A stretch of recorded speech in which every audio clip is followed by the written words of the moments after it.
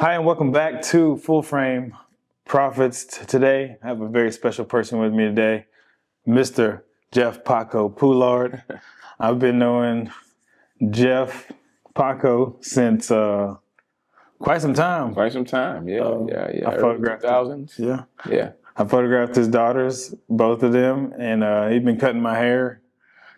Obviously, it's time for me to go back. Yes, it is. So we got some on the books already, but I've been knowing him for a long, long time. And I think when I first met you, you were living in the house you're living in now. Yeah.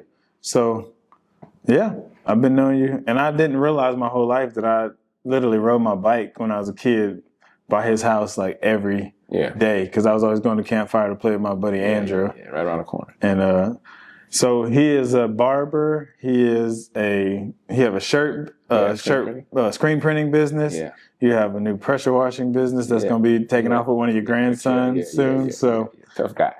Tough guys. So tell us a little bit more about you. I'm sure there's some other things I don't know. Well, you pretty much covered it. Okay. On a professional scale, but I am Jeffrey Paco Poulard. Those who know me best, know me as Paco as that's my nickname, given to me by an uncle of mine. That's a story for another day. How I got the nickname, but I'm a barber. Professionally, been cutting hair now 28 years. It'll be 28 years in October, and been cutting hair since I was 13 years old. Yeah, I figured you had to start early. Yeah. Because you're barely that old. Yeah. So I have at least over 35 years of hair cutting experience. It's been something that I've done pretty much all my life. Athlete sports has been a part of my life. So you did play football. Yes, I collegiate football, D1 football. Yeah. At McNeese. At McNeese, yeah. And then, so what position did you play there? Receiver. Okay. Yeah. Slot receiver. Slot receiver. Yeah. So this is like before, like Wes Welker, before all them. Yeah. This is the Kerry Joseph era. Yeah. I had a short collegiate football stint. Yeah. I got redshirted my first year, tore my hamstring. Then my second year, due to injury and lack of focus, my football career was over. Yeah. Decided to pursue a career in barbering. Yeah. So have you always had a drive like this, like an entrepreneur? Like you're one of the most open-minded entrepreneurs that I know. Like there's not anything that you are scared of.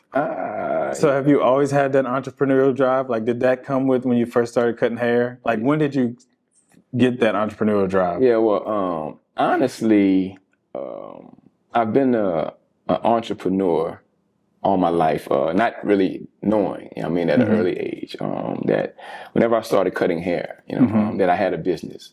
I didn't look at it as a business. I just looked at it as a means of being able to, make money. And so I think due to the fact that Crowley, where I'm from, small town, that there were a few barbers there, but they weren't living the type of life that I felt I could live, that I wanted to live. Right? So I didn't see being a barber as something that would afford me the type of life that I wanted to live because I lived in a small town.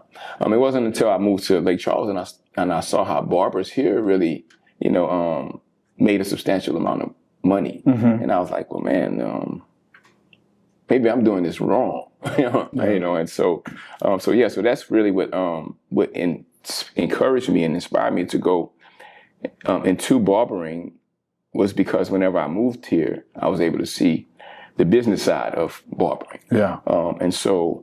But I've always been open to business. Right? An entrepreneur spirit I know was given to me by God. And so, as I grew older, I began to realize that, well, hey, listen, the road to financial freedom is not through working a job. It's to, owning your own business. And so whenever I adopted that mindset and that concept, it just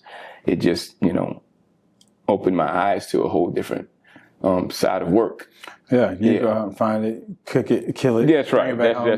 That's right. And so, so I guess to answer your question, entrepreneurship for me is something that I've always been open to. That's always been kind of been ingrained. And Yeah.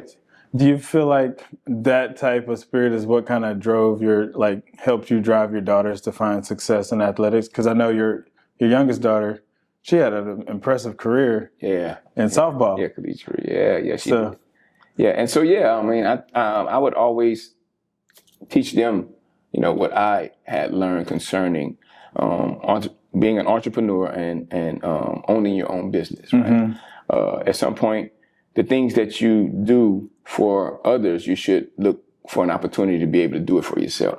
Right. And so I instilled that in them at an early age, and now, Jillian Poulard, my daughter, the one who had the great career in softball, she's also pursuing, her own businesses, quote unquote. That's awesome. Yeah.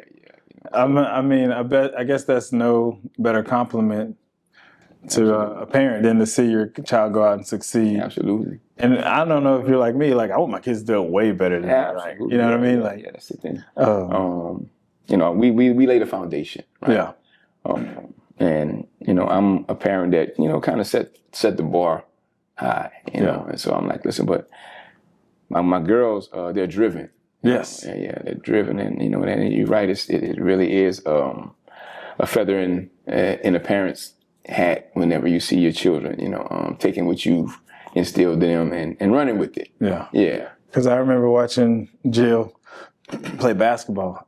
Mm-hmm. And I was like, man, this kid could go play basketball in college. She could play. She probably could have played volleyball in college if she kept it up. Yeah, she was that athletic. Yeah, she probably could have played football if she wanted. She probably could have. She probably could have. Yeah. But I remember her. She was at a game. They was playing. Sam Houston was playing somebody, and she pulled it up this before Steph Curry then was really. Yeah. She was pulling Steph Curry shots in the game as she was only 10th grade, 11th grade. Yeah. She's a special kid.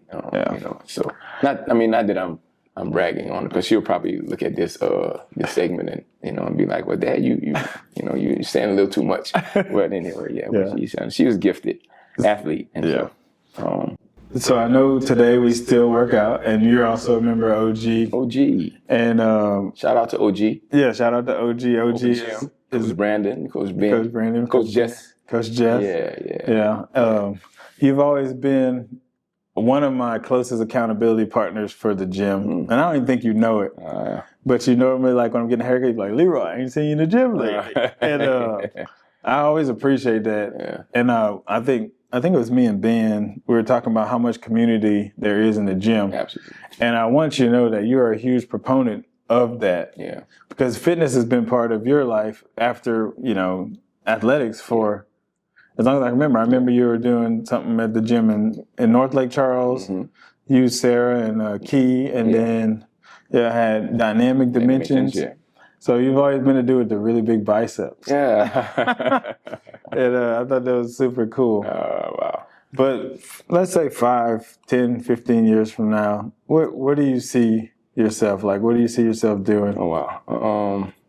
That's interesting. Next 5 years, for me, the sky is the limit. I'm not sure. In my barbering business, I see growth there. Next 5 years, hopefully, I'll be able to begin to, transition myself out of the physical aspect onto the managerial aspect of getting more people to come in, more new barbers, and growing my business. That way, my screen printing business is brand new, so I'm going to scale it as well. In the near future. Do you foresee yourself? Real estate. Yeah, real estate. Okay. Real estate, yeah. Do you foresee yourself utilizing more of the social media? I saw a guy the other day. I think his name is Sly Huncho. Mm-hmm. Have you ever seen him? No. So this guy's a barber, and he does hey, I got the sharpest razor in the city. And he does videos, and he's like, I put him in this wash bowl and they get a $250 hair wash. And they take the thing off and they got waves immediately. Oh, wow. And they be cutting people, it's like transformations. Mm-hmm. So they have long dreads, and then when they want to get their first haircut, they go see him. Yeah, big chops. So how do you see yourself utilizing social media Well, Because I noticed, like, for barbers, it's like really blown up. Yeah. Chiropractors and barbers. Yeah, it is. Those I are the mean, two. and to be honest, I think I'm going to lean on you more for that. Okay. You know, since we're talking, social media. You know, I'm old school. I mean, if you will. So, I'm just kind of coming around to using social media, you know, and more technology in terms of growing business and getting out there, because I know that it's something that's beneficial, you know, for businesses. You know what I mean? And so to have a friend like you, you know what I mean, with the knowledge to be able to point me in the right direction, and as far as using social media for business, you know, I've learned that I don't have to know it all. Yeah. I mean, I just surround myself around people that you know who knows what I don't know. And I feel like that's a lot of times what it's about. Like, I know I can lean on you for like encouragement and then wisdom, because you got a lot of wisdom.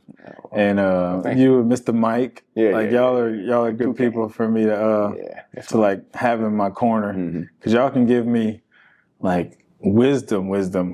I think I know some stuff.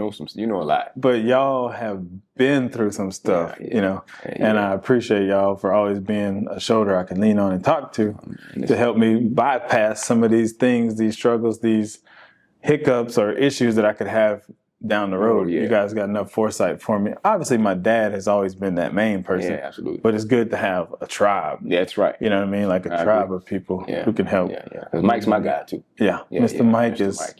Mr. Mike is brilliant. Oh yeah. He's the most interesting man that I know. Yeah. So he just finished up in Africa. He went with the church at Crossroads to Benin. Yeah. And I can't wait to hear the stories. Yeah. I can't wait till he gets back so he can share with me all the stories that the experiences that he had whenever he was there. His wife told one night, I can't remember, it was a few years ago, and then I went to bed and I woke up that night. I had a dream that I was in Africa. I don't know why. The next day I woke up, I went to church. They announced the Africa trip. Wow.